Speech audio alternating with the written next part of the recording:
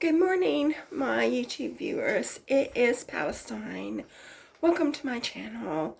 Basically, yesterday I was sick, and the day before I was sick, and I probably had a sore throat starting on the weekend. I had a sore throat starting on the weekend, and then I just increasingly got sicker and sicker. Maybe it was on the weekend I had a sore throat, and I thought that it was just going to be a sore throat, but yesterday it progressed to sneezing and everything like that. And my sick friend, said I've got hay fever, and I said no, I don't have hay fever.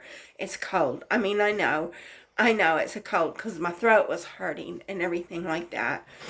And so basically what happened was, so I was sick, but I have to go to work even when I'm sick. If you watched my video yesterday and the day before, I said I have to go to work when I'm sick. Even if I'm sick, I have to go to work.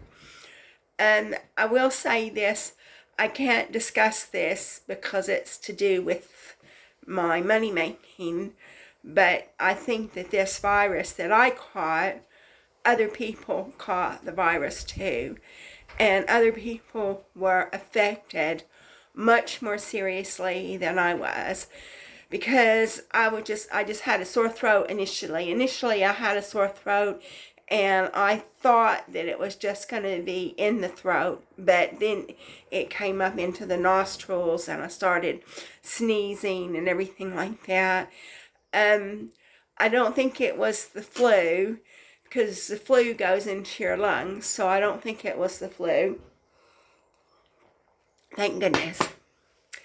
I can say this, that other people got the virus, and I think they got the same virus I did, but one person in particular, she smokes, or smoked, maybe, and they were affected by this virus a lot worse than I was. And when this becomes public knowledge and I can say something about it, I will. But at the moment, I can't say anything about it except that other people got this virus than me, and other people were more badly affected than me.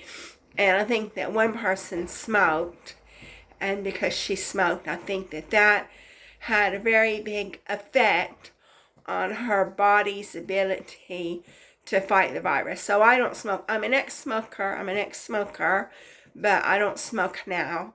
And I do have asthma and COPD, but because I'm not smoking, I'm not adding that extra bit of stress to my body.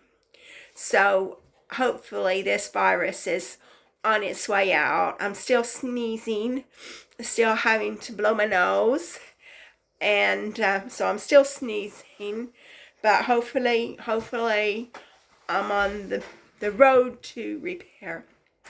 And this other incident, when it becomes public knowledge, I'll be able to discuss it. But fortunately, I don't smoke anymore, so my body was able to fight this virus better than somebody who smokes. And so that's the first thing I want to say, because you notice I think it was Monday, I was coughing and I had to apologize for coughing. And Tuesday, I was coughing a little bit too, and I said I have to go to work even when I'm sick, which I do. I have to go to work even when I'm sick. The only times that I don't go to work is if I can't get out of bed. If I can't get out of bed, then I'll phone in sick, because it is used against you. If you phone in sick, it is used against you. So I try not to phone in sick. I mean, fortunately, I only have to work 3.5 hours a day. So even if I'm sick, I just say, oh, well, I'll try to manage for 3.5 hours. And so that's my attitude, that I'll try to go in there and work for 3.5 hours. But if somebody's working a whole day, I can imagine why it might run them down.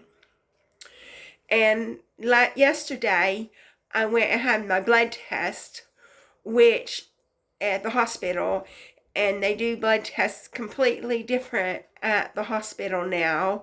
a long time ago, if you had to have a blood test, you had to go into the hospital and you had to take a number and you had to wait for your number to be called and they would take the blood. It's not like that anymore. I received a text message from my doctor of surgery telling me that I had to schedule a blood test and giving me a link to schedule the blood test. So I had to click onto this link, which was Swift Reservations, and I had to click on the link and schedule the blood test. So the blood test was scheduled for yesterday at 2 o'clock. And the reason why is because I get off at 1:30. So I just thought when I get off work, I'll go at 1:30 to get my blood test. So I didn't have any paper or anything. They just sent me a text message telling me to get a blood test. I didn't even know why I was getting a blood test. But whenever I got to the hospital and to the blood testing section, they said that yes, I had made this reservation on Swift Reservations. Swift something, it was a website, an app. And they printed off the sheet of paper that I needed to have for my blood test. And the sheet of paper didn't even say anything about what test I was taking. It just said they were testing my hemoglobin. Well, I don't know. I'm not medically trained, so I don't know why they wanted to test my hemoglobin. And then it said that I have type 2 DM, and I'm assuming that's diabetes mellitus. And so I guess it was a blood test to check my diabetes sugar levels. And I told the lady, I said to her, well, I didn't know what kind of blood test this was. I said, I have eaten, but I haven't eaten a lot. And she said, no, it's okay. It's not a fasting blood test. So she took my blood. It wasn't a pleasant experience, but she took my blood. And then I went home. And then after that, we went to a Queen's Arms and to get a free meal. And so basically at Queen's Arms, they gave us pasta with sausage in it. So every time I have any pasta, well, pasta is a carbohydrate. So every time I have any pasta, then it's just going to raise my blood sugar. So I checked my blood sugar this morning and it was, I think, 9.1 or 9.3 or something like that. And I knew that the reason why my blood sugar had raised was because of that pasta I had. But when you're going to get a free meal, you never know what you're going to get. And they always give you some type of carbohydrate because carbohydrates are cheap. And then so, I'm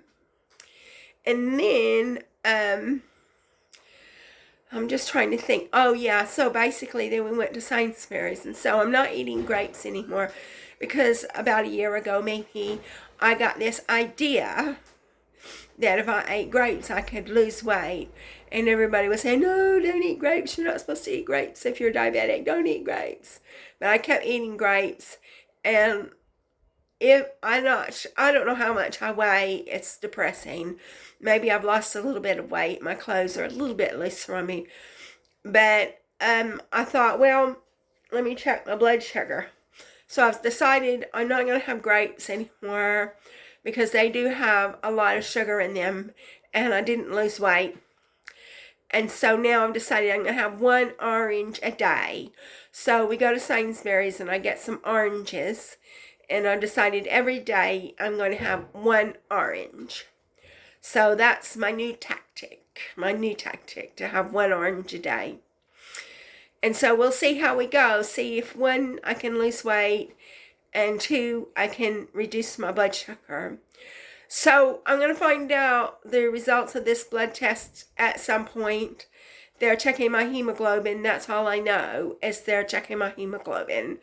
But I don't know what else they're checking, and then I'll find out. And yesterday I was so sick. I wasn't as sick as I had been the previous day because I wasn't coughing as much as I had been coughing the previous day. But I forgot to mention that whenever I spoke to my mother, that she said that when they come do this physical therapy or occupational therapy, they also give her a bath. And she said she only gets like 1 bath a week, and she doesn't like it, that she doesn't like having only 1 bath a week. Well, all these girlfriends of hers who love her so much, they could give her a bath. But anyway, so she says that, obviously when she first had the accident, that she had lots of visitors, but now she doesn't have so many visitors. And I can't do anything about it. I can't get over there to see her. I phone her as much as I can. I even got a message saying that I used my 100 minutes a month already. And so if I phone her again, then I'm going to have to pay the standard rate, which obviously I can't afford to do that. I can barely afford £6.50 a month, but I pay it so I can speak to her. And don't get any ideas that I've got really strong feelings for my mother, because I don't. I have like mild feelings for her, and I'm not going to suffer greatly when she dies because I'm not close to her, and it's because of her. It's because of her. I mean, she created this situation, but I still keep phoning her just to see how she's doing, just because it's the right thing to do. And but like, yeah, when her time comes, I'm not going to be devastated. So I just phone her because it's the right thing to do.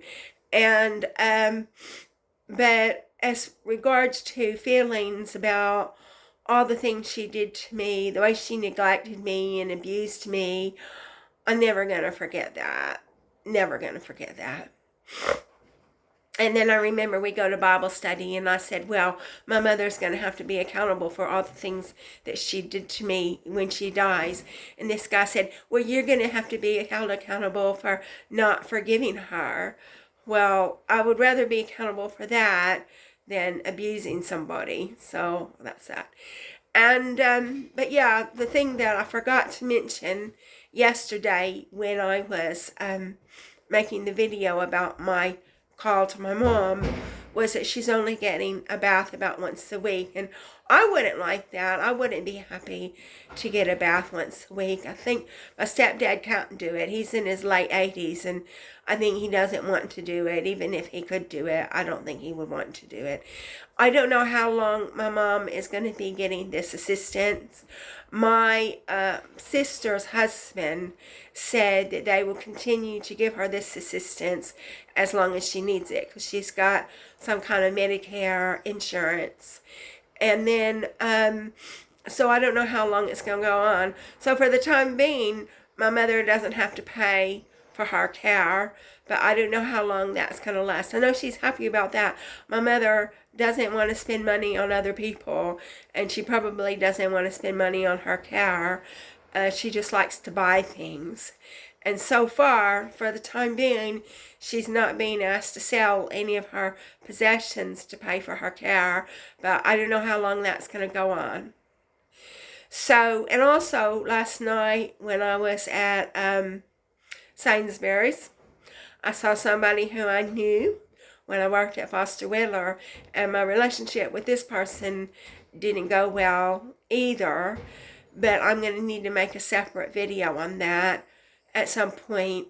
I've got lots of videos that I would like to make that talk about my life at Foster Wheeler and how I was harassed out of the company and everything that happened to me. But I have to make a series of videos. I have to have the time to sit down and actually make the videos. So that concludes this video. The main things that I talked about in this video was 1, getting my blood test, and 2, saying that my mom gets a bath only once a week when she has her physical therapy. And then I'll be making some more videos soon. And then these other videos about Foster Wheeler, those are very complex, and I need to have like a morning or an afternoon where I've got plenty of time to sit down and talk about it, which I don't have the time to talk about it now because I have to go to my day job, even though I'm sick. So thank you so much for watching my video. If you like my video, please like and subscribe. And it means a lot to me that you're taking an interest in my very pathetic life.